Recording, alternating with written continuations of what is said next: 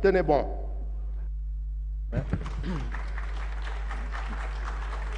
Merci, chers collègues. La parole est à notre collègue Birame Souleye Diop.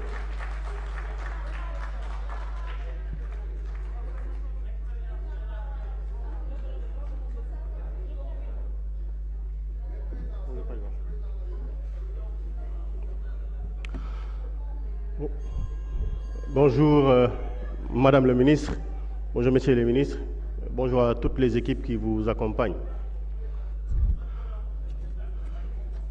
Alors, sur les symboles les plus répandus de la justice, il y a une femme, les yeux bandés, en gage d'impartialité. Je vous aurais juste demandé de ramener votre bandeau sur votre visage pour être ce symbole-là de cette justice impartiale.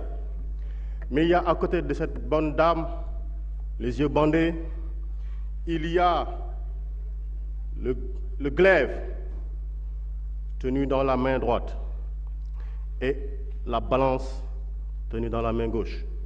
Et si elle est ambidex, on peut inverser, ça ne pose pas de problème. L'important, c'est tout simplement de savoir que le symbole du glaive, c'est que la justice tranche. Mais la balance lui dit, il faut toujours trancher dans l'égalité, dans l'équité parfaite, dans une bonne distribution de la justice. Et ceci, comme on le dit, avec le gage fondamental de l'impartialité. Et la justice est un bien de consommation courante, pour la bonne et simple raison que tous nos contentieux sont amenés devant le juge et fondamentalement, ça ne peut pas manquer. Voici pourquoi, à l'origine de la création de l'État, il avait été mis en place effectivement un pouvoir judiciaire qui devait trancher les litiges. Aujourd'hui même, on évolue vers ce que l'on appelle un droit mou dans le dénouement des litiges avec ce que l'on appelle la médiation. Et c'est l'occasion pour moi de parler peut-être des maisons de justice et de dire que Thiès n'en a pas. Est-ce qu'il est probable qu'on puisse en avoir à Thiès des maisons de justice? Je parlerai du prétoire du juge. Et je parlerai de cette distribution de la justice. Pourquoi? Parce qu'il y a un des axes du PSE, à savoir l'axe 3, qui parle de la gouvernance, des institutions, de la paix et de la sécurité. Tout ceci tourne autour d'un élément fondamental, c'est la distribution de la justice. Il y a au Sénégal 37 établissements pénitentiaires pour 46 départements. Et on sait la superficie du territoire national et les grandes distances qui séparent le citoyen par rapport au centre de distribution de la justice. Parfois donc, si cette couverture n'existe pas, on demande comment le citoyen il fait, s'il doit payer plus que sa dépense quotidienne, plus que le prix de son carburant. Si l'on sait la longueur de traitement des dossiers, comment il fait, lui, le citoyen qui habite loin, là où il n'y a pas tout de suite, sous sa main, un lieu de distribution de justice, comment il fait? C'est pour plaider, en fait, pour moi, cette couverture du territoire national en termes de dispositions pour permettre aux citoyens de pouvoir accéder à la justice. Je me suis amusé à réfléchir sur l'évolution de la population carcérale, Madame le ministre. Vous savez, en 2022, nous avions dénombré, je parle même du 2021, 11 335 détenus. On est à 13 900 aujourd'hui, soit 2 565. Ramené par an, ça fait 641. Alors, la population carcérale du Sénégal en 2011 était de 7 611. En 2012, 8 428. En 2000, c'était de 4 891. J'ai essayé de faire des ratios.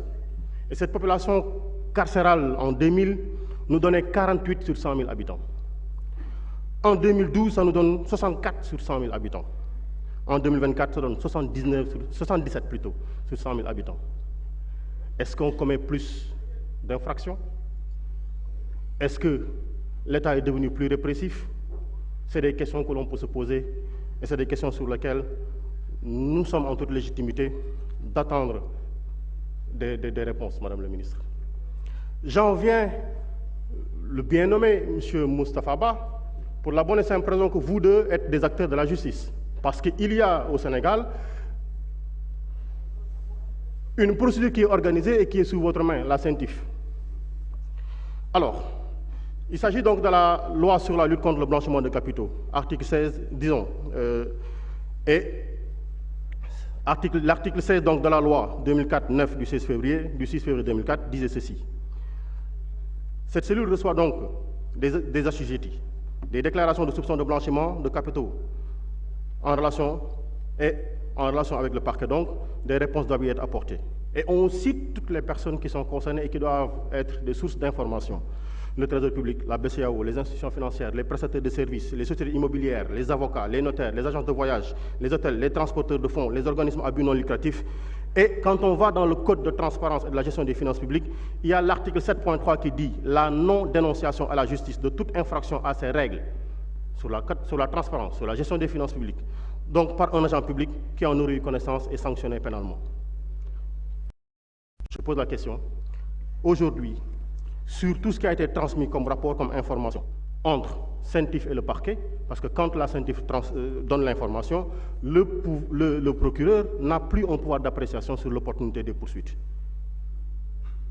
Combien de rapports ont été transmis par la CENTIF?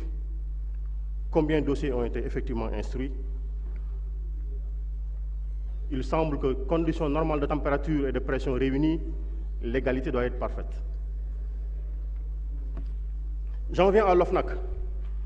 Notre collègue Aïb Dafé a tout à l'heure parlé du dernier Conseil des ministres. Effectivement, lors du dernier Conseil des ministres, la loi numéro 2012-30 du 28 décembre 2012 portant création de l'OFNAC a été à l'objet. Et il a été demandé ici donc parce que sa mission, c'est une mission de prévention de la lutte contre la fraude, la corruption, les pratiques assimilées, les infractions connexes, en vue de promouvoir l'intégrité et la probité dans la gestion des affaires publiques, commises par toute personne exerçant une fonction publique ou privée. Elle a un pouvoir d'autosaisine, d'investigation et de saisine de la justice. Et on sait qu'en décembre 2022, suivant les informations, 1836 plaintes ont été déposées. Et lors de la passation de service, 73 ordres d'ouverture d'enquête ont été signés. On dit l'OFNAC est à jour sur ses rapports de 2016 à 2021. Il s'agit de la justice, et d'une justice sur les questions financières. Où en est-on avec le rapport 2022?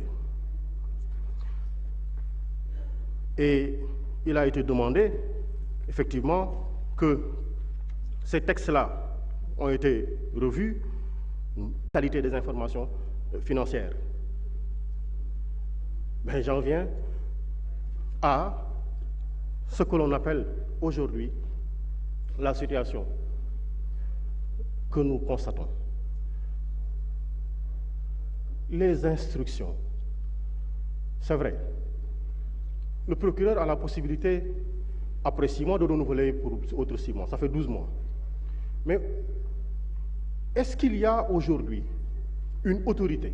J'espère bien que le procureur au Sénégal n'est pas le Léviathan. Parce que dans la pyramide de droit, il y a le Léviathan. Au-delà du Léviathan, il n'y a personne. Et on a l'impression aujourd'hui que après le procureur, il n'y a personne au-dessus de lui. Il peut mettre tout le monde en instruction. Est-ce que des preuves sont administrées, des actes d'instruction qui sont posés sur tous les dossiers? 1800 personnes, 1800 dossiers placés en instruction. Est-ce qu'il y a 1800 instructions? Quels sont les résultats qui sont donnés après ces instructions-là? Est-ce qu'on peut en avoir une situation, une information? Nous sommes devant la représentation publique, nous votons les lois, a priori comme a posteriori, nous devons en avoir des informations. Madame le ministre, c'est une question. Je terminerai par demander simplement, je connais des hommes et des femmes qui aujourd'hui sont bien plus éduqués que moi-même, bien plus polis que moi-même, et ils ont la foi absolue. Je parle de Bassirou Diomaye Faye. Je parle de Toussaint Manga. Je parle de tous ces jeunes-là. Parce que quand on met 1800 personnes en prison, on met 1800 personnes autour de la prison. C'est une femme qui organise son agenda aujourd'hui autour de la prison. Madame le ministre, est-ce qu'il est possible? Parce que les garanties de représentativité, on m'a dit, moi, devant le procureur, que je n'en avais pas. Maire, député, inspecteur principal des impôts et des domaines et simple citoyen. Je vous remercie. Merci, chers collègues. Abdoumba, vous avez la parole.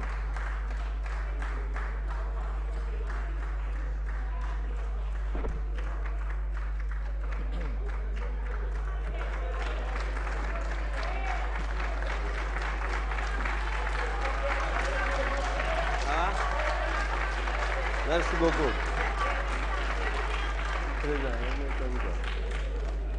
Merci beaucoup, Madame le ministre Monsieur le Président, Madame le ministre de la Justice, Maître Aïssata Tall Sall.